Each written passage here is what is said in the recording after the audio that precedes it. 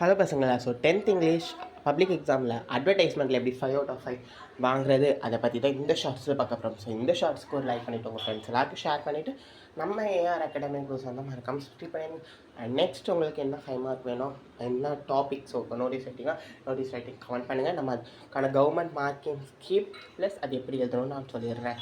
So அட்வர்டைஸ்மெண்ட்டுக்கு government marking scheme படி 39th கொஸ்டினை கேட்பாங்க. ஸோ இந்த பாக்ஸ்னு ஒன்று போடுவீங்க கரெக்டாக, அதுக்கு ஒரு மார்க். அண்ட் டைட்டிலுக்கு ஒரு மார்க், பிக்சர் ட்ராயிங் வரைவீங்களா அதுக்கு ஒரு மார்க். அண்ட் கொஸ்டினில் கொடுத்துருக்காங்க இன்ஸாக கொடுத்துருப்பாங்க, அந்த இன்ஸை எழுதுறதுக்கு ஒரு மார்க், அட்ரஸ் எழுதுறதுக்கு ஒரு மார்க். ஓகேவா? ஸோ இதெல்லாம் இருந்தாலே 5 மார்க். ஸோ பார்த்துக்கலாமா எக்ஸாம்பிள். ஸோ அவங்க கொடுத்துருக்காங்க ஹோம் அப்ளையன்ஸு.